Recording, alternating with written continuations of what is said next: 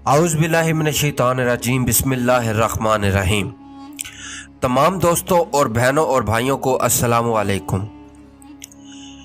दोस्तों, आज से 3000 साल कबल जब मिस्र में फ़िरौन ने बनी इसराइल पर जुल्म सितम ढाए और इन्हें अपना गुलाम बना लिया, तब मूसा अलैहिस्सलाम को अल्लाह ताला ने हुक्म दिया कि अब वक्त आ गया है कि तुम बनी इसराइल को मिस्र से निकाल कर बाप दादा की ज़मीन की तरफ ले जाओ।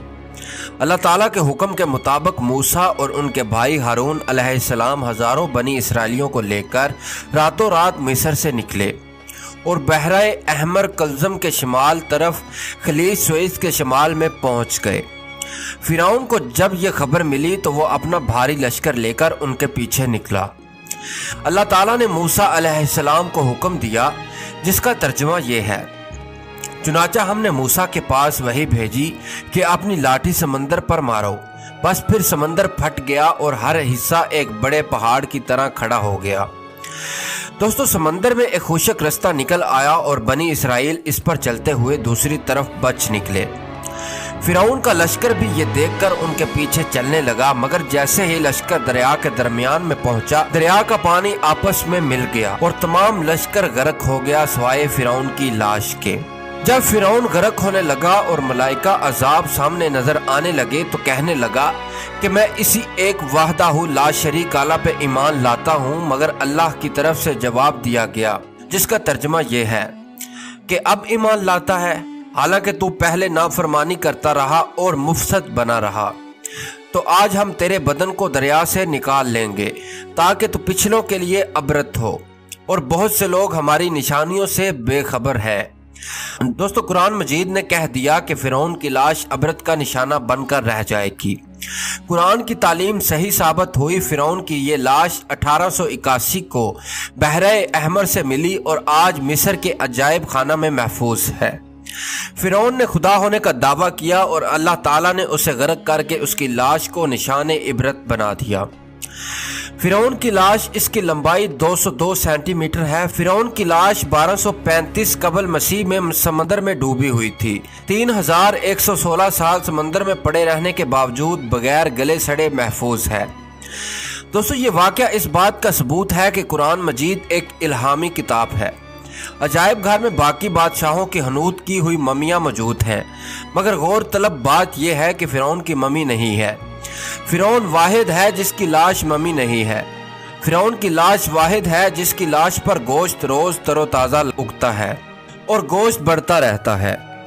हर साल 15 मार्च को म्यूजियम में रखी फ़िरौन की लाश पर चूहे छोड़े जाते हैं जो इसका फालतू गोश्त नोच नोच कर खा जाते हैं।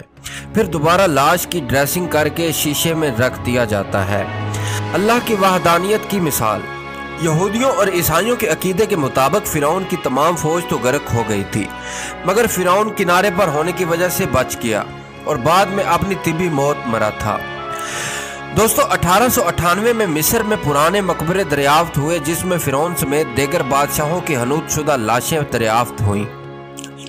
इस दरियाफ्त के 63 साल बाद 1981 में जब फ़िरौन की मम्मी ख़राब होने लगी तो मिस्री हुकूमत ने फ्रांस से दरख्वास्त की कि वो फ़िरौन की मम्मी को ख़राब होने से बचाए और इसकी मौत की असली वजह दरियाफ्त कराए। फ़िरौन की लाश मिस्र से फ्रांस लाई गई और माहिर डॉक्टरों ने, जिसके सरबराह मोरस बिकाइल थे, मुख्तलिफ टेस्ट किए और पता ये चला कि फ़िरौन की लाश पर समंदरी नमक के ज़रात थे, जो इस बात का वाज़ेह सबूत है कि इसकी मौत समंदर में हुई थी।